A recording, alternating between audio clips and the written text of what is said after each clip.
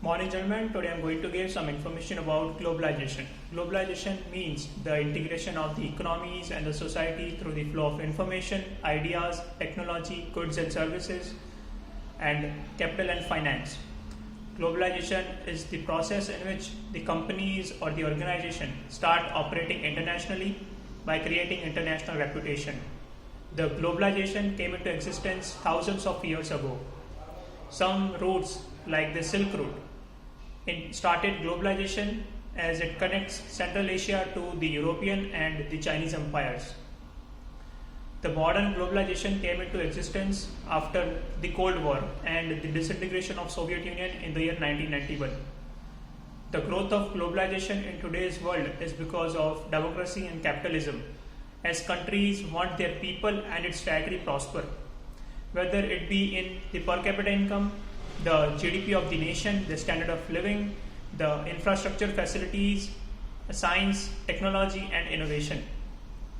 After the creation of World Trade Organization, International Monetary Fund and the World Bank and other trade organizations, the trade barriers and the deregulations of the economies of various countries have decreased significantly.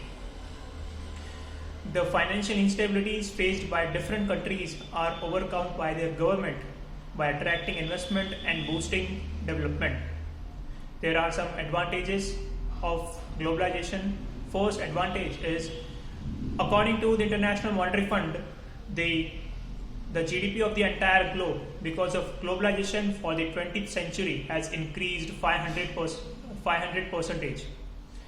Globalization also results in increased trade among countries. Globalization also heightens the goods and services competition in the international and domestic market. And for being in the market, people will work harder and use new strategies.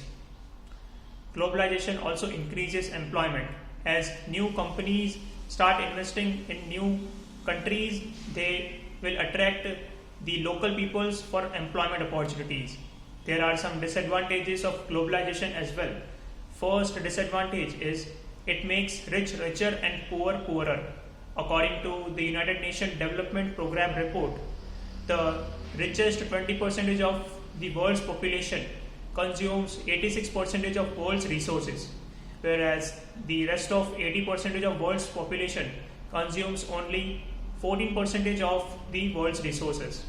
So there is imbalance in the consumption of resources. MNCs are even accused of the social injustice, the unfair working conditions and working wages, even the mismanagement of resources and ecological damages. MNCs even sometimes for their sake of interest take part in the politics of nation. Coming to conclusion, it is very much important to understand the clear concept of globalization because it has enormous potential for the economic growth and the development of individual and other countries. Thank you, gentlemen.